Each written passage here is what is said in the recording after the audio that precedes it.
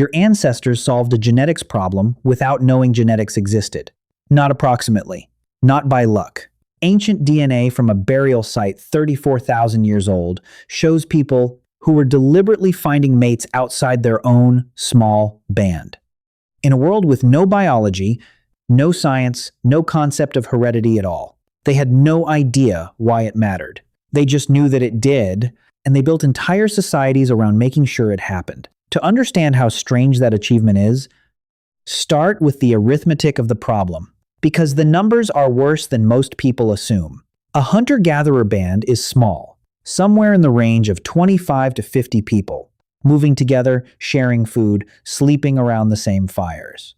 Now start subtracting. Roughly half are the wrong sex.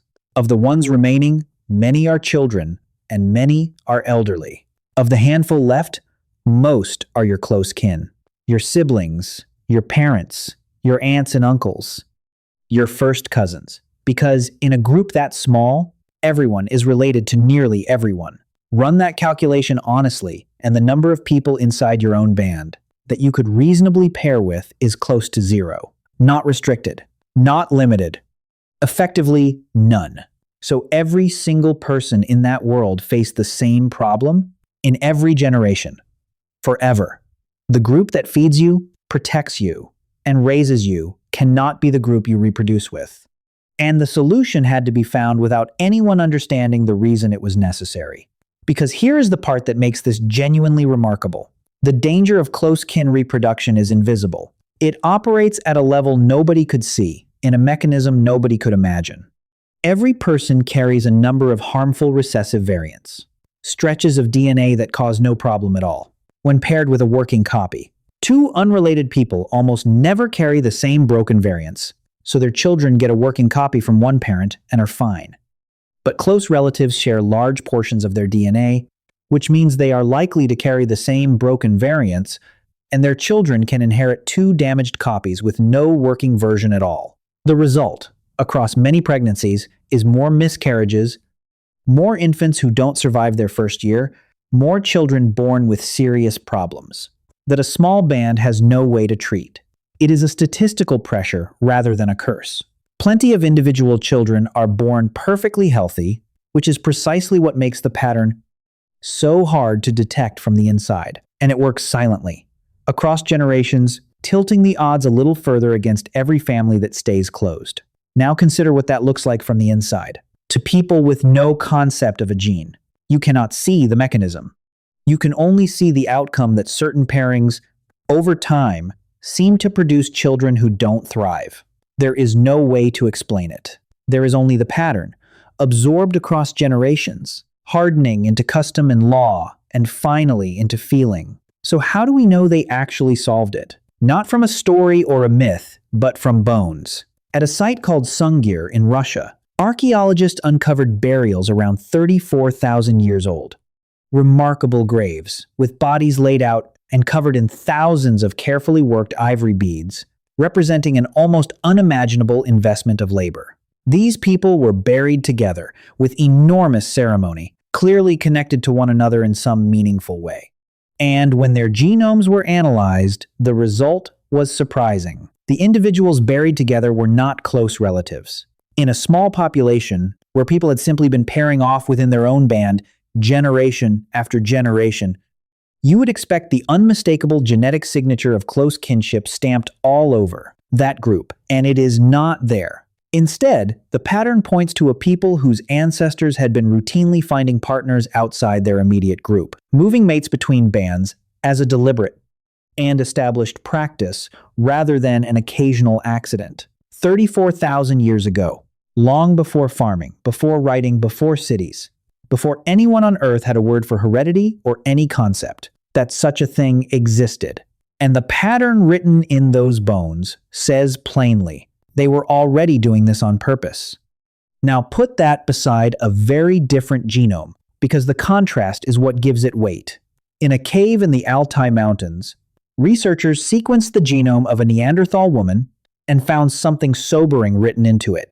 Her parents were closely related, and that signature of close kinship was not a one-off accident. The broader picture suggested a population living in small, isolated groups with limited genetic diversity, the pattern of people who had run out of options.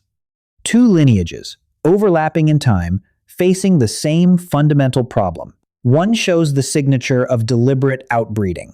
The other shows the signature of a population turning inward, isolated, with a shrinking pool. This isn't a simple story about why one lineage continued and another didn't, that has many causes, and the science is still being argued, but it does make the stakes concrete. Solving this problem was not optional, and it was clearly possible to fail. So, the humans solved it. Without genetics, without science, without any way to see the mechanism. How? The answer is 4 separate systems, stacked on top of each other, and the first one doesn't require any thought at all. It's built into you.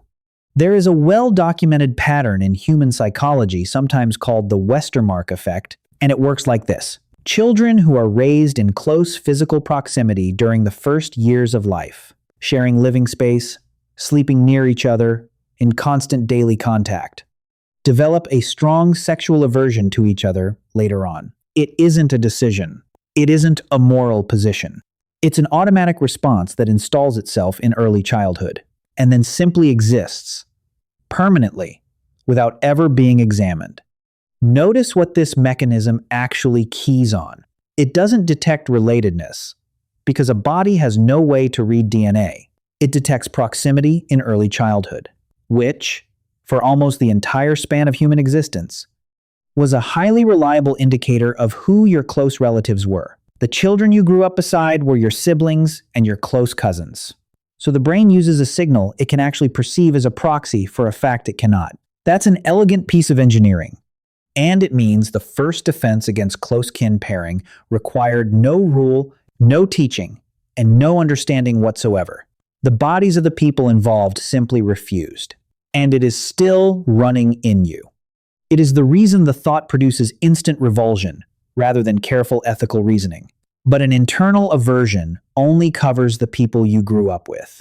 So there's a second system, and it's structural. In an enormous number of human societies, past and present, there is a rule about who moves. When young people reach adulthood, one sex characteristically leaves the group they were born into and joins another. In many societies, it is the women who move to their husband's group. In others, it is the men. The specific arrangement varies enormously. The underlying pattern is close to universal. Somebody leaves. Look at what that accomplishes, mechanically, without anyone intending it as genetics. It guarantees that every generation, in every band, a portion of the reproductive population is composed of people who were born somewhere else. The band never becomes a closed pool. Fresh lineages arrive continuously, by default, as a simple consequence of how the society is organized. Nobody has to understand why. They only have to follow the custom, and the outcome takes care of itself.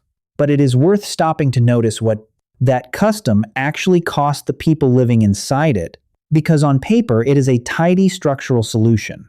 And in practice, it was a person walking away from everything they knew. Picture a girl of perhaps 15 leaving the band she was born into. Behind her is her mother, her siblings, the particular stretch of country she has known since she could walk, and the fire she has slept beside every night of her life. Ahead of her is a group several days away, made up of people she has met once or twice at a seasonal gathering, where she will live out the rest of her years among faces that are not her own. Nobody has explained to her why this has to happen. Because no explanation exists, there is no biology to appeal to, no chain of reasoning anyone could offer. There is only the rule, older than anyone's memory, which says that the young must go.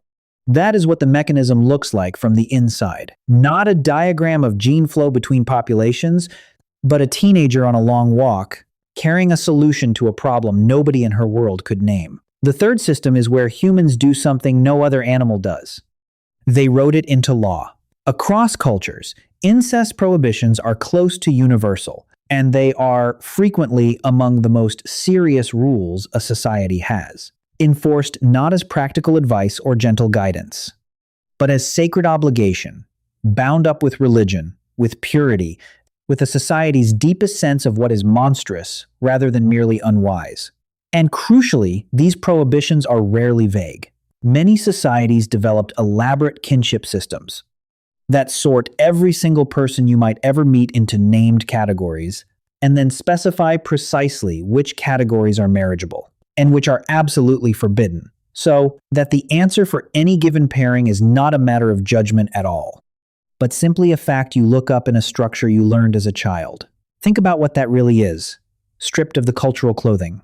It's an algorithm, one that runs on human memory, distributed across an entire population, takes any two people as input, and returns a binary answer about whether they may pair. It requires no writing, no records, no central authority checking anyone's ancestry, and no specialist to consult.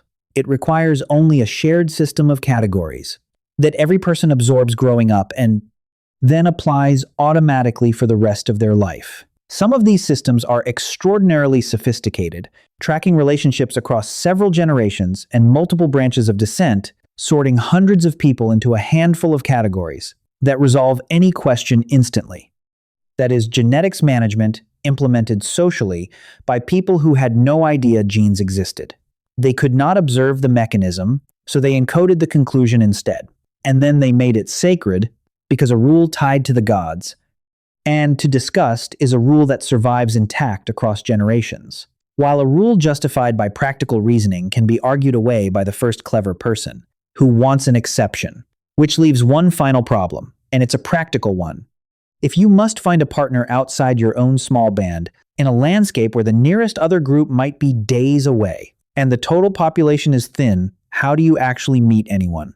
The answer is that hunter-gatherer life was never as isolated as we imagine. Bands split and merged, moved, overlapped, and stayed in contact with neighboring groups through trade, shared language, and kinship ties that stretched across the landscape. And at certain times, often seasonally, when resources allowed, separate bands would come together in larger aggregations. Feasting, ceremony, exchange. Dozens or hundreds of people gathered in one place. Those gatherings did many things at once. And one of them was this. They were where partners were found. A young person who could not marry anyone in their own band would meet at these aggregations, a pool of people from entirely different lineages. The seasonal gathering was the mechanism that made every other rule workable. Without it, the taboo would have been a prohibition with no alternative. With it, the network of human groups across a whole region functioned as a single connected population. So, stack all four together and look at what your ancestors actually built. A body that automatically refuses the people it grew up beside. A social structure that moves young adults between groups every generation as a matter of course. A system of sacred rules and kinship categories that specifies exactly who may pair with whom. And a seasonal gathering that supplies the partners the rules demand. 4 layers. None of them requiring a single person to understand recessive inheritance. Together, they add up to a genetics program that ran successfully for tens of thousands of years, maintained by people who would have had no idea what you were talking about if you tried to explain what it was for. Now come back to yourself. You have never studied this. Nobody handed you the biology before you formed an opinion. And yet, if the thought is put to you directly, something in you shuts it down before the sentence finishes. Instantly, physically, with a force that has nothing to do with reasoning. You don't arrive at the conclusion. You start there. That reaction is not education. And it isn't really morality either, though morality has been built on top of it. It's the Westermark effect, still running, exactly as it ran in a band of 25 people beside a fire 34,000 years ago. The science arrived 150 years ago. The revulsion is older than agriculture, older than language as we'd recognize it, possibly older than our species. Your ancestors couldn't explain why it mattered. They just felt it and built a world around that feeling, and the feeling was right. If you made it this far, you are exactly the kind of person this channel exists for. We make videos like this one every week about ancient human behavior, about what your body still remembers, and about the gap between the world you were built for and the one you actually live in. If that is something you want more of, hit subscribe. It costs you nothing, and it tells the algorithm that this kind of storytelling is worth keeping alive. See you in the next one.